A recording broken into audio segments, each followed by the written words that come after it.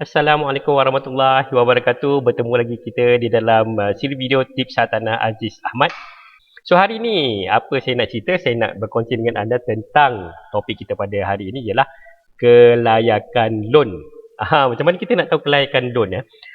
Kalau anda nak beli rumah, perkara pertama yang anda kena buat ialah jangan sibuk nak cari rumah mana yang anda nak beli. Jangan buat yang tu dulu. Itu bukan prioriti, itu bukan nombor satu yang perlu anda buat sebelum anda membeli rumah. Perkara yang pertama yang anda kena buat sebelum anda membeli rumah ialah anda cek dulu kelayakan loan anda. Sebab kebanyakan daripada kita dia beli rumah menggunakan loan kan. So kita kena tahu dulu berapa banyak loan yang kita layak untuk kita buat pinjaman perumahan. So ada setengah-setengah orang kan, dia tak buat benda ni dulu. Dia kata saya nak cari rumah ni, nak beli rumah ni kan. So dia pun sibuk tengok kawasan mana yang best lah, rumah jenis apa kita nak beli kan. Kemudian dia pun pergilah window shopping, pergi tengok rumah tu, pergi sana, pergi sini, pergi sekali lagi, pergi jumpa agent. Ada rumah yang dia suka, ada rumah yang tak suka. Dah tengok 10 biji rumah, tiba rumah yang ke-11, dia dah jumpa rumah idaman. Dia kata, inilah rumah yang saya nak, inilah rumah yang saya cari.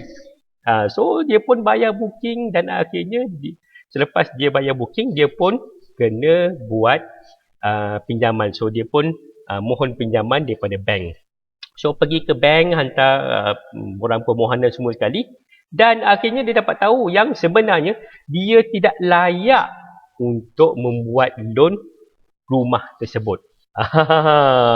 Ini masalah So penat saja kerja dia, sia-sia saja kerja dia.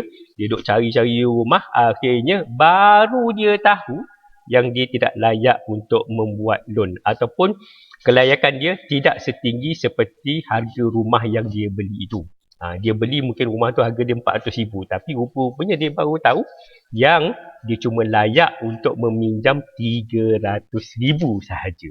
Sebab itu sangat penting untuk anda sebelum anda sibuk membeli dan shopping rumah-rumah idaman anda, anda semak dulu kelayakan loan anda. Bak kata orang kita kena ukur dulu baju di badan sendiri. Tengok saiz baju tu muat ataupun tidak kan.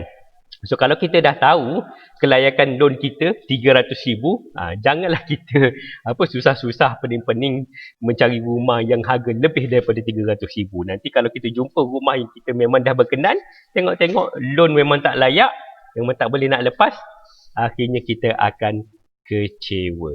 Okey, so hari ini saya nak cerita tentang bagaimana kita nak tahu tentang kelayakan loan kita sebagai pembeli rumah.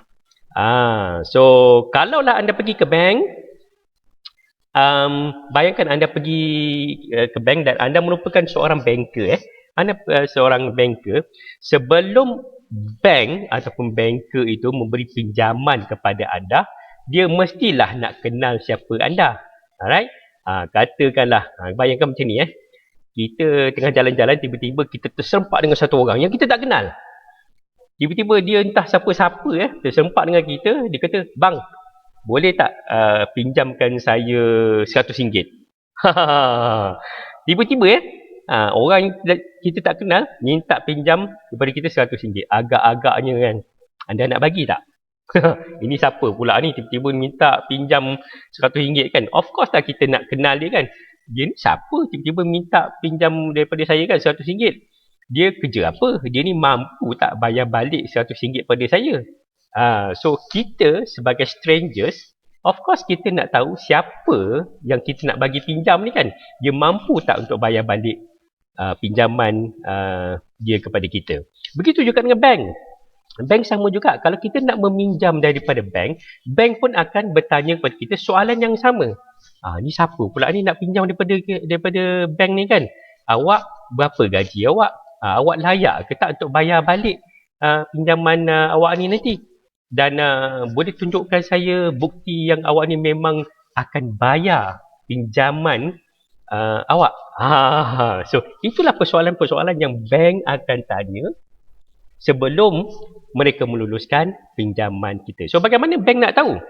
Nak menjawab soalan-soalan ni, adakah anda layak untuk membuat pinjaman? Adakah anda mampu untuk bayar balik pinjaman yang bank bagi? Adakah anda ada bukti ataupun sejarah yang menunjukkan anda ni memang kalau meminjam memang anda akan bayar balik dengan berdisiplin. So bagaimana bank melihat atau menilai anda? Bank melihat daripada dua perkara ini. Yang pertama, bank akan lihat anda punya DSR. DSR ini ataupun Debt Service Ratio. So apa itu DSR ataupun Debt Service Ratio? Debt Service Ratio ni adalah tahap kelayakan anda berdasarkan kepada berapa peratus komitmen anda kepada bank daripada gaji bersih anda. Macam mana macam susah je nak faham kan? Macam ni lah. Saya terangkan macam ni. Okey, katakanlah anda punya gaji ialah 4,000. So bank kata, okey, kalau gaji awak 4,000, awak cuma boleh membuat pinjaman bank sebanyak 70% sahaja daripada gaji bersih awak. Maksudnya apa? Gaji bersih anda 4,000. Bank bagi anda membuat pinjaman bank sebanyak maksimum 70% daripada gaji bersih anda. So pinjaman bank ni boleh jadi pinjaman kereta, pinjaman kredit kad, pinjaman peribadi, pinjaman rumah, pinjaman ASB. Semua sekali tu komitmen yang anda bayar bulan-bulan pada bank tak lebih daripada 70%. Ini kalau bank kata DSR anda ialah 70%. Maksudnya debt service ratio yang dibenarkan oleh bank untuk anda membuat pinjaman ialah 70% daripada gaji bersih anda. Alright. So ini nanti mungkin anda tidak faham pada ketika ini. Don't worry, anda lihat video saya. Ada satu lagi video saya terangkan tentang debt service ratio dengan lebih detail bagaimana cara kiraannya. Buat masa sekarang, anda kena tahu ada dua kriteria yang bank boleh check sama ada anda layak ataupun tidak. Yang pertama sekali adalah DSR ataupun debt service ratio. Dan yang kedua ialah bank akan melihat kepada rekod SECRIS dan SITOS anda. So, SECRIS dan SITOS adalah sejarah rekod yang disimpan oleh bank negara. Maknanya senang cerita macam ni. Kalau anda buat pinjaman bank, tidak kira sama ada pinjaman kereta atau pinjaman rumah atau pinjaman peribadi, pinjaman ASB, pinjaman perniagaan, pinjaman anda itu direkodkan oleh bank dan di-centralize. Rekod centralize dia ialah di bank negara. Maknanya kalau anda pergi ke bank negara, tengok SECRIS rekod anda, anda akan boleh nampak semua rekod loan bank anda. Anda ada bank A, bank B, bank C, bank D, semua tu ada di dalam SECRIS rekod yang disimpan oleh bank negara. Jadi bank yang anda nak mohon pinjaman ni, dia boleh pergi ke rekod SECRIS di bank negara dan dia boleh tengok anda punya rekod. So anda ada berapa banyak pinjaman, berapa komitmen anda setiap bulan. Dan daripada situ juga bank boleh nampak macam mana anda punya disiplin membayar balik pinjaman anda, pinjaman bank. So andai kata ada bulan-bulan yang anda tidak bayar, bank boleh nampak, oh bulan ni dia tak bayar, oh bulan lagi satu tu dia tak bayar, dah 2 kali dia tak bayar. Ataupun mungkin anda lambat bayar pun bank boleh nampak. So daripada situ bank boleh menilai sama ada anda ni berdisiplin ataupun tidak dalam membayar balik pinjaman bank.